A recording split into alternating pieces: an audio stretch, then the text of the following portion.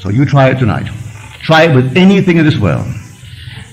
The unmarried, if you desire to be married, what symbol in the world would imply that you are married? A little band in this Western world, a little band around this finger. Not around any other finger, around this finger. It doesn't have to be the biggest aspidastra in the world. Just a plain little gold ring. If you wore it there, it would imply you're married. Sleep tonight as though you wore one. Don't put your physical thumb on it. Put your imaginary thumb on it. And feel it in your imagination. You can do it. Feel a ball. Can you feel it? Then feel a piece of silk. Feel this, one after the other. Can you discriminate between all these different sensations? If you can discriminate between this and a tennis ball and a baseball and a piece of silk, then you can't discriminate between nothings. They must exist, though unseen by your eyes, they still must exist. So if I can discriminate between these unseen objects, these objects, though unseen, must be real. Well, now take that and put it there. But feel when you wear it that you are proud of the one who put it there. You don't have to see what he looks like. When it's put there, you'll be proud of his name, to bear it, and you'll be proud of him. Just put it there. You know why I know that? My wife did it. She did it. Actually, she did it. One day she was in the presence of a so-called sensitive. And this one said to her, "Why did you take off your wedding ring?" She said, "I am not married." "Oh," she said, "don't fool me. You took off your wedding ring." She said, "But I'm not married." She said, "I'll even tell you his name." And she started off with Neb, never. She didn't quite get it, but she was coming very, very close to it. She was actually sensing what my wife in consciousness was feeling. When I first met her, I wanted her the very first day I knew her. I wanted to marry her. But I was entangled. Was I entangled? But by this law, I disentangled myself.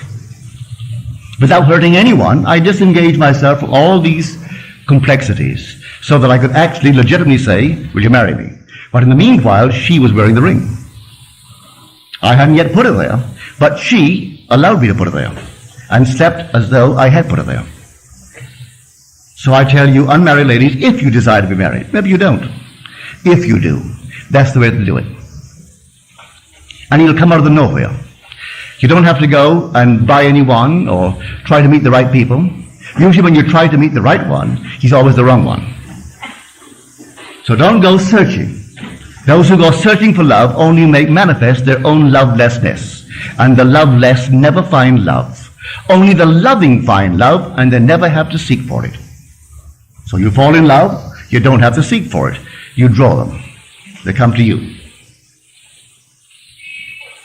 So here, this is the power of which I speak. The power of the universe, the power that created and sustains the universe, is resident in you as your own wonderful human imagination. That's God. Don't forget it. I know it's difficult when man has been trained to believe in an external God. And he goes to church and gets on his knees and he prays to an external God. And he goes home at night, maybe he does say his prayers, and he gets down on his knees and he prays to an external God. All right, maybe that's a nice thing for someone to do. But I tell you, he isn't out there at all. You won't be criticized for it, but he is within you. Very personal, may I tell you. He is very, very personal. And within you. When you're told in Scripture, of the rock that begot us, we are unmindful. And that seems to be all a figure of speech on how true that thing is.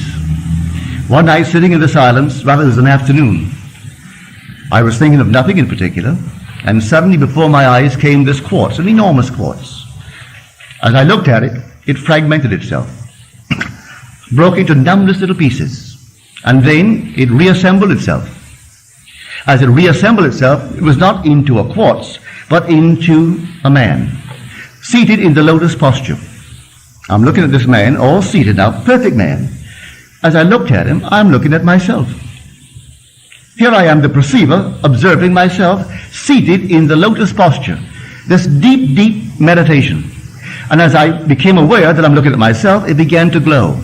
And it glowed and glowed and glowed. When it reached the intensity of luminosity, it exploded. And then I returned to this level. Where did I see him? Within me. That being is meditating this. This is but a projection of itself in the world. And when he wakes within me, completely wakes, I am he.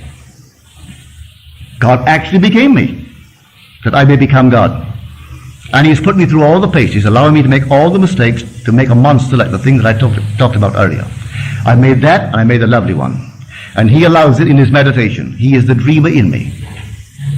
And he's dreaming this, and dreaming everything that I dream in this world. And when he awakes, this will cease to be, and I am he. And he is God. So I tell you, go out and try it. Begin tonight. I make you this promise, if you try it faithfully, you will not fail.